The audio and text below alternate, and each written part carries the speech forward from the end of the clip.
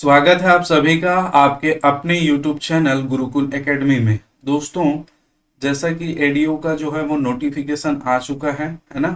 और ऐसी स्थिति में आपको जो है वो अपनी तैयारी बहुत गहराई के साथ चालू कर देनी चाहिए यदि आप एडीओ का एग्ज़ाम क्लियर करना चाहते हैं और एक पद आप लेना चाहते हैं तो इसके लिए बहुत ज़रूरी है कि आप जो है वो अपडेटेड नोट से तैयारी करें और उससे संबंधित क्वेश्चन को भी प्रैक्टिस करते रहें। ठीक, तो उसी सीरीज में हमारी जो चल रही थी एडीओ की क्लासेस उसको हम कंटिन्यू करेंगे और आज से फिर से एमसीक्यूज पर जो है वो चर्चा प्रारंभ करेंगे। ठीक है, एमसीक्यूज में आज छत्तीसगढ़ पंचायती राज अधिनियम का पिछला 3 अपलोड हो चुका है।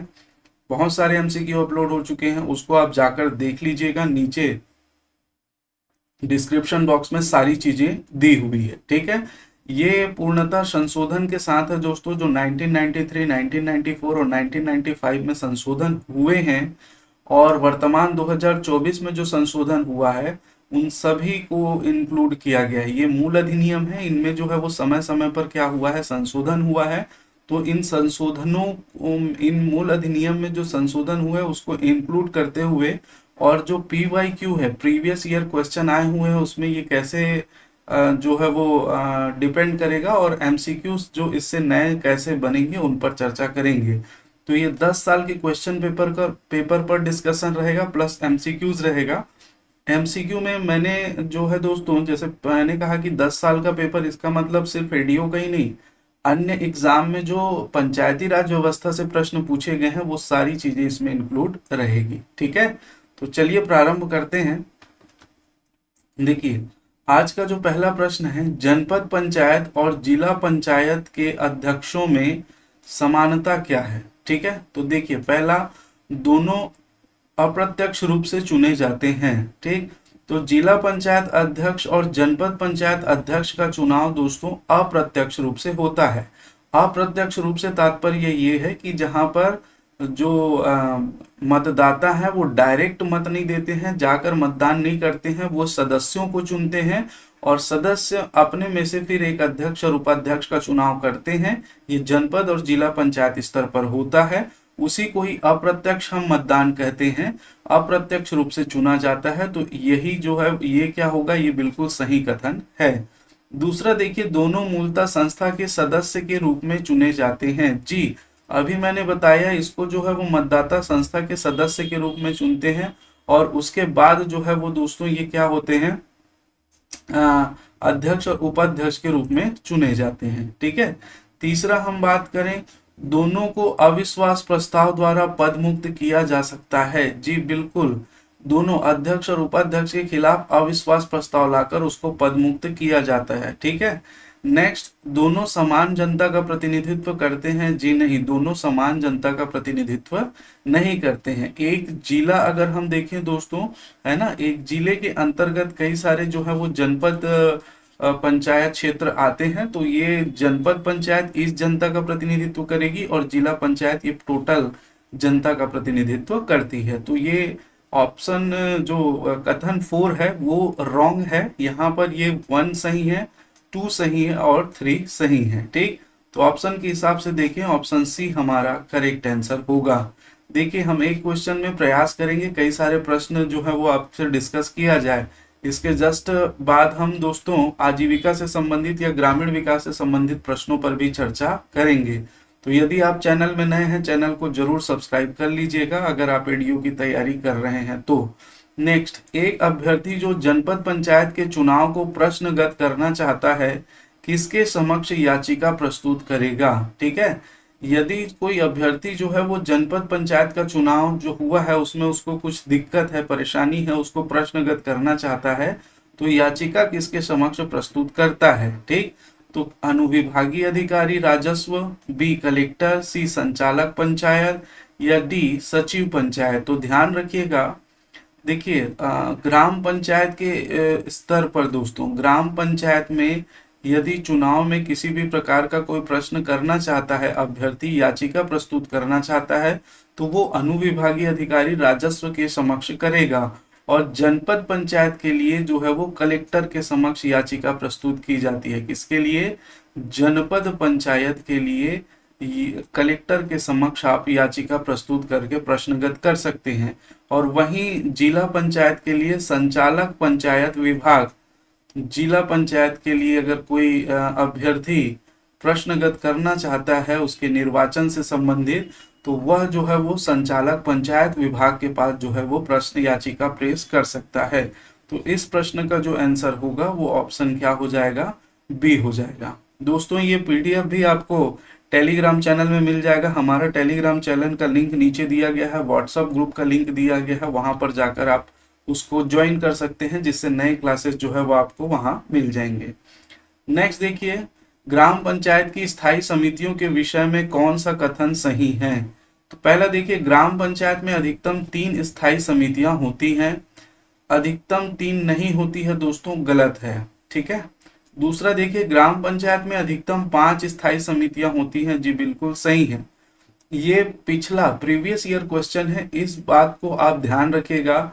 अभी इसमें संशोधन हो चुका है दोस्तों, और इस संशोधन के अनुसार ग्राम पंचायत में 5 समिति होगी। अधिकतम न्यूनतम वाला जो है वो नहीं है, न्यूनतम 3 वाला जो है वो हटा दिया गया है। अधिकतम जो है 5 जो होती थी वो अब 5 ही समितियां इसमें होंगी। ठीक है, ये प्रीवियस ईयर है इसलिए इस प्रकार के जो है क्वेश्चन दिए हैं। ठीक, देखिए नेक्स्ट, एक व्यक्ति अधिकतम 2 समिति का सदस्य बन सकता है। जी बिल्कुल, जो भी सदस्य हैं, पंच हैं, ग्राम पंचायत के जो भी सदस्य पंच हैं, वो किन्हीं भी 2 समिति का जो है वो क्या बन सकता है, सदस्य बन सकता है। ठीक है, केवल 2 समिति का जो है वो सदस्य बन सकता है। एक व्यक्ति अधिकतम 3 समिति का सदस्य बन सकता है। जी नहीं, किन्हीं 2 समितियों का ही सदस्य बनेगा। नेक्स्ट है, ग्राम पंचायत स्थायी समितियों पर नियंत्रण करती है। बिल्कुल, ग्राम पंचायत जो है वो स्थायी समितियों पर नियंत्रण करती है। ठीक है, जितनी भी स्थायी समितियां होती है वो किसके अंतर्गत होती है, ग्राम पंचायत के अंतर्गत होती है। ठीक, ध्यान रखिएगा। नेक्स्ट छठवां, सरपंच और उप सरपंच की अनुपस्थिति में महिला पंच बैठक की अध्यक्षता करते हैं। जी बिल्कुल गलत है। ठीक है, इस प्रकार का कोई भी प्रावधान नहीं है। तो इसके हिसाब से हम देखें, ऑप्शन 2 और ऑप्शन 3 जो है वो सही है, और ऑप्शन 5 तो 2, 3 और 5 जो है वो सही है। ठीक है, तो यहाँ पर एक ही ऑप्शन दिख रहा है, ऑप्शन सी हमारा करेक्ट आंसर होगा, 2, 3 और 5। क्लियर है। चलिए क्वेश्चन नंबर 5, वार्षिक कार्य योजना, हितग्राहियों का चयन, वार्षिक बजट, लेखा तथा प्रशासकीय प्रतिवेदन पर प्रस्ताव ग्राम पंचायत पारित कर सकती है यदि। ठीक है, हमने देखा ये जो प्रशासकीय प्रतिवेदन है, वार्षिक बजट है, लेखा है तथा वार्षिक कार्य योजना है दोस्तों, इसको जो क्या किया जा सकता है, इसको पारित कर सकती है। कब? जब ग्राम सभा में सरपंच उपस्थित हो, बी ग्राम सभा में सरपंच और उप सरपंच उपस्थित हो, सी ग्राम सभा में सरपंच और उप सरपंच और समस्त पंच उपस्थित हो, या डी ग्राम सभा में गणपूर्ति उपस्थित हो।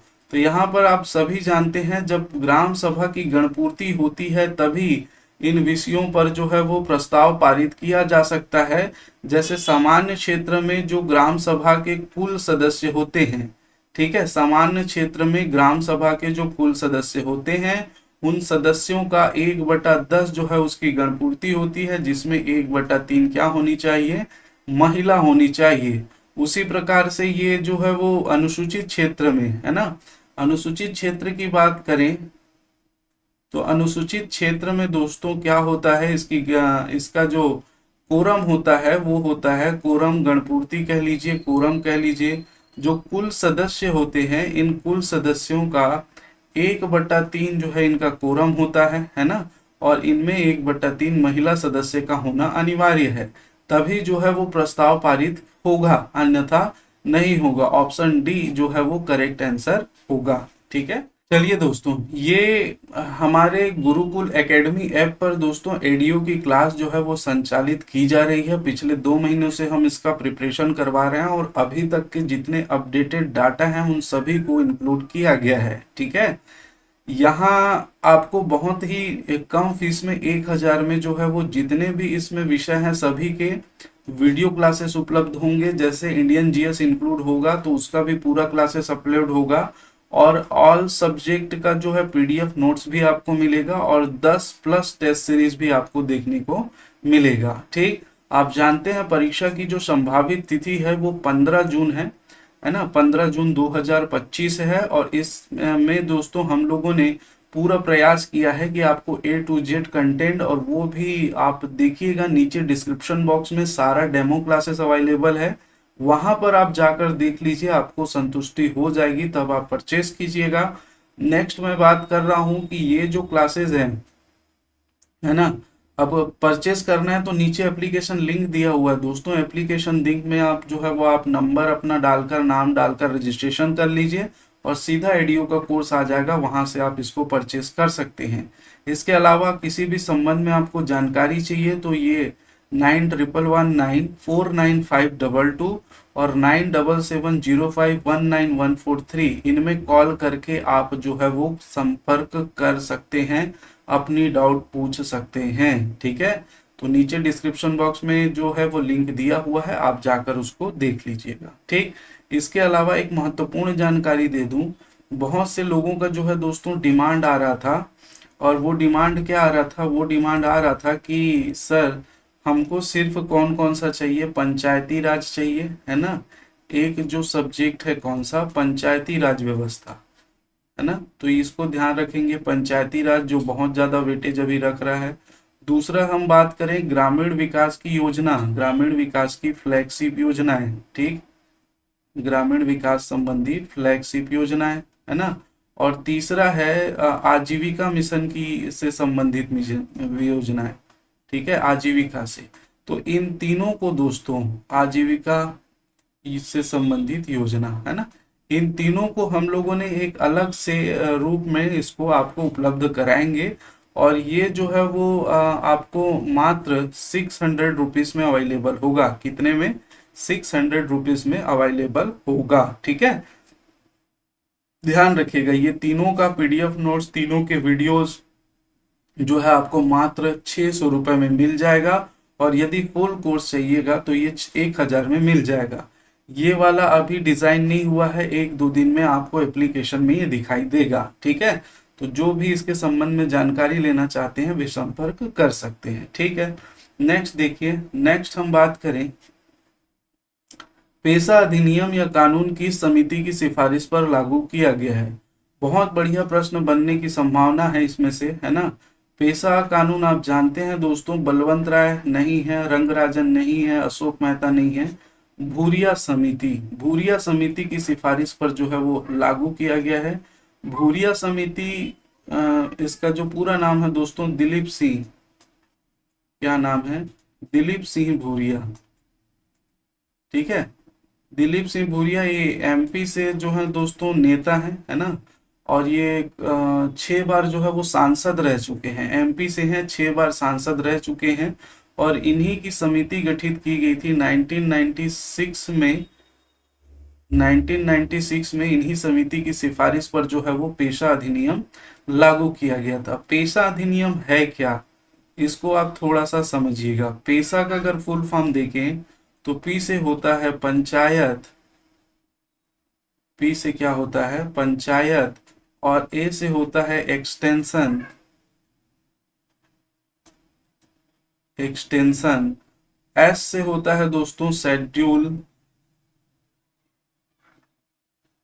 शेड्यूल्ड, ए से होता है एरिया। ठीक है, तो panchayat, extension two, schedule areas. ठीक है, तो पंचायत का उपबंध जो है वो अनुसूचित क्षेत्र में विस्तार, पंचायत उपबंध का अनुसूचित क्षेत्र में विस्तार इसका पूरा नाम है। ठीक है, अनुसूचित क्षेत्र मतलब हम जानते हैं कि जो सामान्य क्षेत्र है दोस्तों, सामान्य क्षेत्र में जिस प्रकार से जो समाज का विकास हुआ है वो कहीं ना कहीं हम जनजाति क्षेत्रों में, अनुसूचित क्षेत्रों में देखते हैं, तो उस स्तर पर उनका विकास नहीं हो पाया जिस स्तर पर जो है विकसित समाज हम देखते हैं। ठीक है, तो ऐसी स्थिति में दोनों के लिए समान अधिनियम लागू करना, समान कानून लागू करना, ये उनके साथ अन्याय हो जाता। क्यों? क्योंकि आप जानते हैं जनजाति और आदिवासी लोगों का जो जीवन है वो पूर्णतः निर्भर करता है किस पर?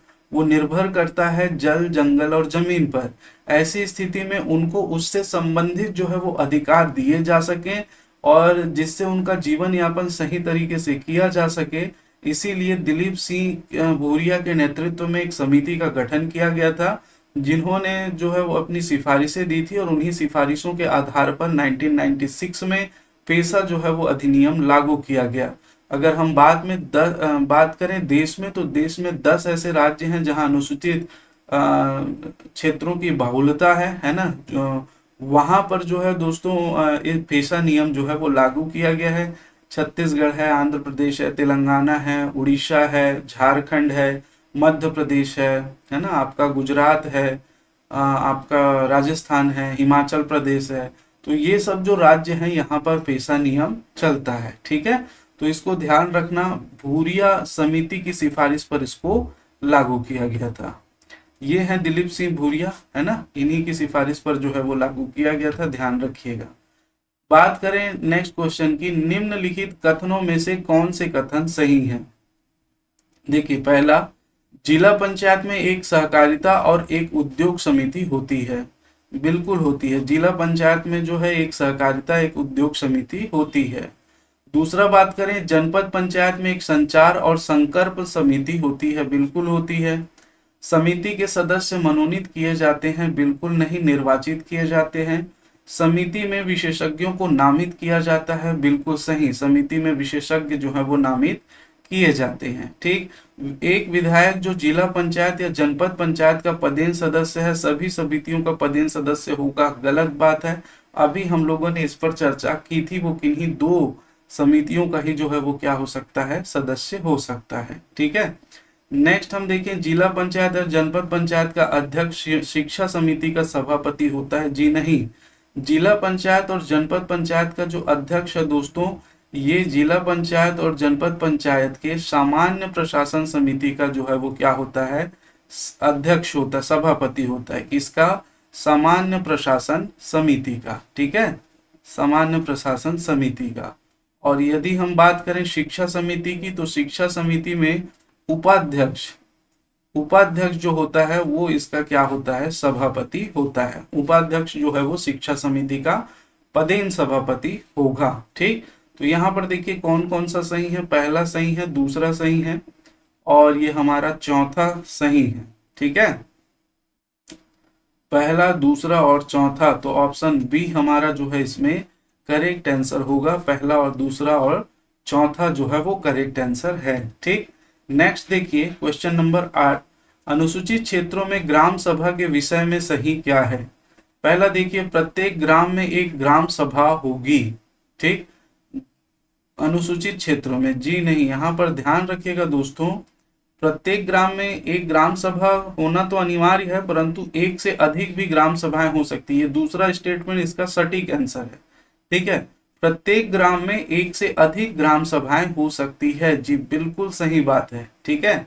होता क्या है दोस्तों, वो दुर्गम क्षेत्र रहता है ना, पहाड़ी पर्वतीय क्षेत्रों में वो लोग निवास करते हैं। ऐसी स्थिति में क्या होता है, जैसे ये पहाड़ पर्वत वाला क्षेत्र है या दुर्गम क्षेत्र है जहां पर नहीं पहुंचा जा सकता, यहाँ पर कुछ जनसंख्या निवास करती है और उसके बाद यहाँ पर जो है वो कुछ जनसंख्या निवास करती है और इन सभी को मिलाकर राज्यपाल ने एक ग्राम जो है वो घोषित कर दिया है। और हम जानते हैं सामान्य क्षेत्रों में एक ग्राम के लिए केवल एक ही ग्राम सभा होगी। यहाँ के एक ग्राम के लिए एक ही ग्राम सभा होगी, जो उस ग्राम सभा के ग्राम पंचायत के मतदाता होते हैं। ऐसी स्थिति में जो ग्राम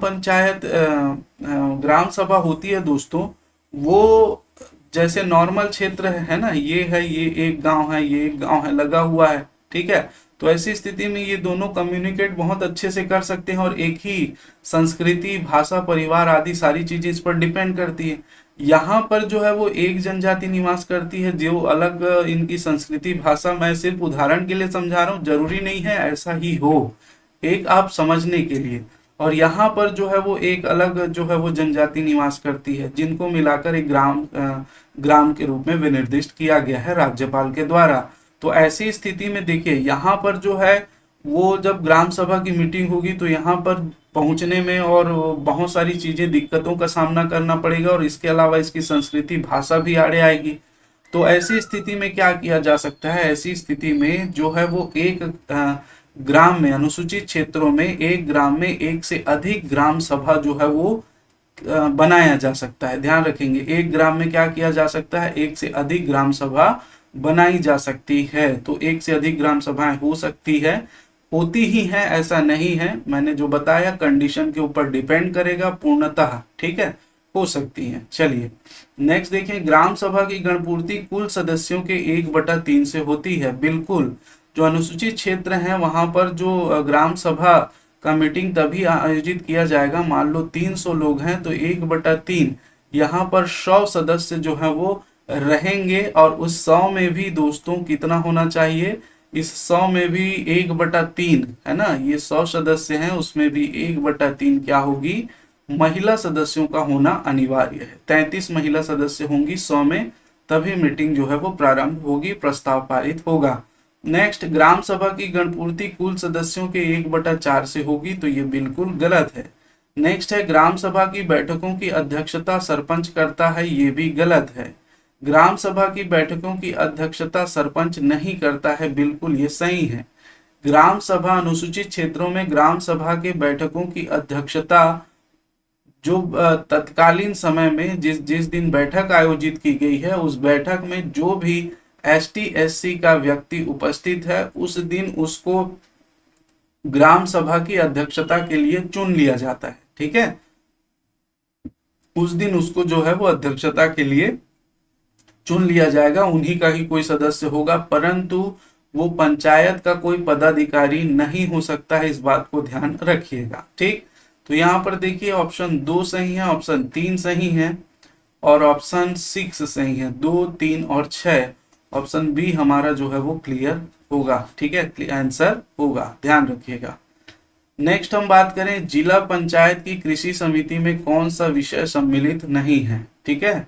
तो पशुपालन जो है दोस्तों ये सम्मिलित है, बाढ़ एवं सूखा सम्मिलित नहीं है, विद्युत एवं शक्ति सम्मिलित है, स्वास्थ्य और स्वच्छता सम्मिलित नहीं है, समोच्च बंधान सम्मिलित है, जल पदार्थ सम्मिलित नहीं है, कंपोस्ट खाद बनाना सम्मिलित है, अल्प बचत सम्मिलित नहीं है। आपके पास आंसर निकल कर आ गया है 2, 4, 6 और 8, 2, 4, 6 और 8, ऑप्शन डी हमारा जो है वो करेक्ट आंसर होगा। ये जो है वो सम्मिलित नहीं है, तो इस बात को याद रखिएगा, ये प्रीवियस ईयर क्वेश्चन है। तो स्थायी समितियों के कार्यों से संबंधित जो है विषयों से संबंधित डीप में क्वेश्चन पूछा गया है, और अभी जो है वो प्रतियोगिता और भी ज्यादा हार्ड है, इसलिए आपको और बहुत ढंग से इसको ध्यान में रखना पड़ेगा, ठीक है, इनको और ढंग से ध्यान में रखना पड़ेगा दोस्तों, ध्यान रखिएगा, एक एक चीज का कॉन्सेप्ट आपका क्लियर होना चाहिए। नेक्स्ट देखिए, अनुच्छेद 243I अनुच्छेद 243Y के अनुसार राज्य वित्त आयोग की सदस्य संख्या है, ठीक है। राज्य वित्त आयोग के गठन की बात कही गई है अनुच्छेद 243I में और अनुच्छेद 243Y में, है ना। तो राज्य में एक वित्त आयोग का गठन किया जाएगा, क्यों, क्योंकि जो फाइनेंशियल पंचायतों की फाइनेंशियल स्थिति की जांच करना, उनको फाइनेंस उपलब्ध कराना, उनके फाइनेंस उपलब्ध कराने के लिए सरकार को सिफारिश करना आदि बहुत सारे कार्य होते हैं। तो इसके लिए प्रत्येक राज्य में एक राज्य वित्त आयोग के गठन की जो है वो बात कही गई है 243I में। तो उसमें सदस्यों की संख्या कितनी निर्धारित की गई है, option A 1, option B 5, option C 2 और ऑप्शन डी निर्धारित नहीं है। तो आप बहुत ढंग से इसको याद रखिएगा, इन दोनों में दोस्तों राज्य वित्त आयोग के सदस्यों की संख्या कितनी होगी ये निर्धारित नहीं है। ये क्या है, संविधान में इसकी संख्या निर्धारित नहीं है। आप ध्यान रखेंगे ऑप्शन डी इसका करेक्ट आंसर होगा। कोई ना कोई बच्चा 1 या 2 में जो है वो बिल्कुल रिस्क लेता, परंतु ध्यान रखिएगा ये निर्धारित नहीं है, ठीक है। अब आपके लिए एक प्रश्न है क्या कि जो छत्तीसगढ़ में है ना, छत्तीसगढ़ में राज्य वित्त आयोग गठित किया गया है, क्या गठित किया गया है, राज्य वित्त आयोग गठित किया गया है। इस राज्य वित्त आयोग में सदस्य कितने हैं? इस राज्य वित्त आयोग में सदस्य संख्या क्या होती है, क्या है, इसके बारे में आपको बताना है। सदस्यों की संख्या क्या है, ठीक है। तो इस प्रश्न का आंसर बिल्कुल दीजिएगा, उसके बाद मैं उसको और डिटेल में आपको एक्सप्लेन कर दूंगा, ठीक है। चलिए नेक्स्ट हम चर्चा करें। राज्य वित्त आयोग के कार्य हैं, इससे भी संबंधित प्रश्न पूछा जाता है। तो राज्य की संचित निधि से उनके भाग का निर्धारण, उनके मतलब पंचायत के भाग का निर्धारण करना। दूसरा है इन संस्थाओं की वित्तीय मजबूती हेतु सुझाव देना। तीसरा है राज्यपाल द्वारा दिए गए अन्य कार्य। तो आप बहुत ढंग से समझ के रखिएगा, राज्य वित्त आयोग जो है वो राज्य की संचित निधि से पंचायत के भाग का निर्धारण का कार्य करती है, ठीक है। तो ये बिल्कुल सही है। इन संस्थाओं की वित्तीय मजबूती हेतु सुझाव भी देती है, ये भी सही है। तथा ये राज्यपाल द्वारा दिए गए अन्य कार्य भी करती है, ठीक है। राज्यपाल द्वारा उसको समय समय पर जो कार्य देते हैं उन कार्यों को भी संचालित करती है, तो ये भी सही है। तो इसका मतलब इसका आंसर होगा डी, बिल्कुल सभी सही, ठीक है। नेक्स्ट देखिए, अनुच्छेद 243 जी के तहत पंचायती राज संस्थाओं के लिए कितने कार्य निर्धारित किए गए हैं? तो अनुच्छेद 243 में जानते हैं पंचायती राज संस्थाओं के कार्यों का जो है वो डिस्कशन है। कितने कार्य निर्धारित किए गए हैं? 20, 25, 30 या 29, ठीक है। तो ये ध्यान रखिएगा, पंचायती राज संस्थाओं के लिए ऑप्शन डी 29 कार्य जो है वो निर्धारित किए गए हैं। कितने कार्य? 29 कार्य निर्धारित किए गए हैं। आपसे फिर एक प्रश्न यहाँ पर मैं पूछ रहा हूँ, नेक्स्ट क्लास में पूरा क्लियर करेंगे दोस्तों, आप अगर आंसर देंगे तो। प्रश्न जो है वो ये है कि इन 29 कार्यों का उल्लेख, 29 कार्यों का उल्लेख कहाँ पर है? 29 कार्यों का उल्लेख जो है वो कहाँ पर किया गया है जो पंचायती राज विषय पंचायती राज संस्थाएं करेंगी? उल्लेख कहाँ पर है, ठीक है। तो ये एक आपका नेक्स्ट प्रश्न है, इसको आप ध्यान रखिएगा और आंसर जरूर देने का प्रयास कीजिएगा। चलिए नेक्स्ट चलते हैं। अनुच्छेद 243 जी के तहत पंचायती राज संस्थाओं के लिए निर्धारित कार्यों में से छत्तीसगढ़ में पंचायतों को कितने कार्य दिए गए हैं? वेरी एमपी, ध्यान रखिएगा, 29 कार्यों का तो जो उल्लेख है वो बिल्कुल है पंचायती राज संस्थाओं के लिए, परंतु छत्तीसगढ़ में छत्तीसगढ़ सरकार ने पंचायतों को कितने कार्य दिए हैं, है ना। तो यहाँ पर ध्यान रखेंगे बहुत ढंग से दोस्तों, ऑप्शन सी नया सर्कुलर जो जारी हुआ है उसके माध्यम से 27 कार्य जो है वो किसको?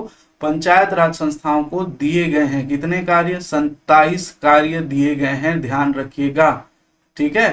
तो इसको बहुत इंपॉर्टेंट है, ये बहुत अच्छे से ध्यान रखें। नेक्स्ट, छत्तीसगढ़ पंचायती राज अधिनियम में 1993 उप सरपंच का निर्वाचन किया जाता है। उप सरपंच का निर्वाचन बहुत विवादित है, आज मैं इसको पूरी तरह से एक्सप्लेन कर दूंगा। ग्राम पंचायत के प्रथम सम्मेलन में, ग्राम सभा के प्रथम सम्मेलन में, या उप सरपंच निर्वाचन हेतु बुलाए गए सम्मेलन में, या प्रत्यक्ष रूप से? तो ऑप्शन सी इसका करेक्ट आंसर है। देखिए दोस्तों, पंच और सरपंच का प्रत्यक्ष निर्वाचन होता है, ठीक है। इनके निर्वाचन के बाद विहित प्राधिकारी द्वारा, ठीक है, विहित प्राधिकारी द्वारा क्या किया जाता है? एक सम्मेलन बुलाया जाता है। सम्मेलन मतलब प्रथम सम्मेलन नहीं, ठीक है। ये जो सम्मेलन है वो केवल इसलिए बुलाया जाएगा क्योंकि उप सरपंच का क्या करना है? निर्वाचन करना है। तो विहित प्राधिकार एक सम्मेलन बुलाया जाएगा। इस सम्मेलन में दोस्तों पंच और सरपंच दोनों वोट डालेंगे। मान लो पंच कितने हैं? पंच यहाँ पर मैं ले रहा हूं 13 है, सरपंच 1 होगा, ठीक है। तो पंच और सरपंच दोनों वोट डालेंगे। इस अधिनियम में लिखा हुआ है साफ साफ कि इसके लिए सरपंच जो है वो उप सरपंच के निर्वाचन के समय पंच की भूमिका में ही होता है। किसकी भूमिका में होता है? पंच के। तो सरपंच को भी पंच गिना जाए। तो इसका मतलब 13 और 1 14, कितना? 14 वोट हो गया। अब 14 वोट में मान लो 2 लोग खड़े हैं उप सरपंच के लिए, इसको यदि 9 वोट मिलता है, इसको 5 वोट मिलता है, तब तो ये विजयी हो गया। परंतु यदि दोनों को 7-7 वोट मिले हैं, ठीक है, जो निर्णायक मत से संबंधित चीजें थी उसको याद रखिएगा, दोनों को यदि साथ साथ जो है वो वोट मिले हैं तो ऐसी स्थिति में विहित प्राधिकारी द्वारा लॉट निकालकर जो है वो फैसला किया जाएगा। ठीक है, पर्ची निकालकर, लॉट निकालकर फैसला किया जाएगा कि संबंधित उपसरपंच कौन होगा। तो इस बात को आप बहुत ढंग से ध्यान रखिएगा। ठीक है, चलिए नेक्स्ट क्वेश्चन। यदि किसी ग्राम पंचायत में कुल पंचों की संख्या 18 है तथा धारा 21 के तहत सरपंच व उप सरपंच के विरुद्ध लाए गए अविश्वास प्रस्ताव में उपस्थित व मतदान करने वाले की संख्या 16 है, यह प्रस्ताव पारित माना जाएगा यदि उपस्थित व मतदान करने वाले पंचों में से 13 पंचों के बहुमत से, 12 पंचों के बहुमत से, 11 पंचों के बहुमत से या 9 पंचों के बहुमत से। बहुत बढ़िया प्रश्न है। देखिए, और तत्कालीन जो पंच हैं दोस्तों, है ना, उस समय उस ग्राम पंचायत में कुल कितने हैं? 18। कुल पंच कितने हैं यहाँ पे? 18 हैं। और उपस्थित व मतदान करने वाले जो पंच हैं वो कितने हैं? 16 हैं। तो इसमें साफ साफ लिखा हुआ है कि यदि सरपंच और उपसरपंच के खिलाफ अविश्वास प्रस्ताव आता है तो उपस्थित व मतदान करने वाले के 3/4 से वो क्या होना चाहिए? पारित होना चाहिए। तो कितना हो जाएगा? 4 चौक 16 और 4 तिया 12।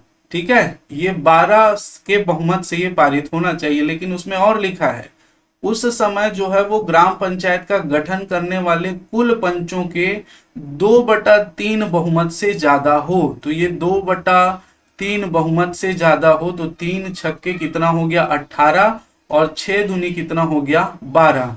तो क्या ऐसी स्थिति में 12 और दोनों 12 है तो 12 पंचों के बहुमत से पारित हो जाएगा क्या? नहीं होगा। आप ध्यान रखिएगा उसमें साफ साफ लिखा है 2/3 बहुमत से क्या हो? अधिक हो। 2/3 बहुमत से क्या होना चाहिए? अधिक होना चाहिए। और ये 2/3 बहुमत के बराबर है तो प्रस्ताव पारित नहीं होगा। एक ज्यादा होगा तो हो जाएगा। तो यहाँ पर ऑप्शन सीधा सीधा दिख रहा है, ऑप्शन ए हमारा करेक्ट आंसर होगा। 13 पंचों के बहुमत से उसका अविश्वास प्रस्ताव जो है वो पारित माना जाएगा। ठीक है, चलिए नेक्स्ट क्वेश्चन मेरे ख्याल से स्पष्ट है। नेक्स्ट क्वेश्चन देखिए, ग्राम पंचायत सरपंच व उप सरपंच के विरुद्ध अविश्वास प्रस्ताव लाए जाने के संबंध में असत्य कथन है। गलत कथन को हमको छांटना है। ऑप्शन ए देखिए, पद धारण करने के 1 वर्ष के भीतर लाया जाएगा। जी नहीं, पद धारण करने के 1 वर्ष के भीतर ये असत्य कथन छांटना है ना। तो यही असत्य कथन है। 1 वर्ष के बाद ही लाया जा सकता है। पद धारण करने के 1 वर्ष बाद लाया जाएगा, ये सत्य कथन है। यदि उसका कार्यकाल 6 माह से कम बचा हो तो प्रस्ताव नहीं लाया जा सकता, ये भी सत्य कथन है। एक बार अविश्वास प्रस्ताव लाने के बाद 1 वर्ष की समाप्ति के पश्चात ही लाया जा सकता है, ये भी सत्य कथन है।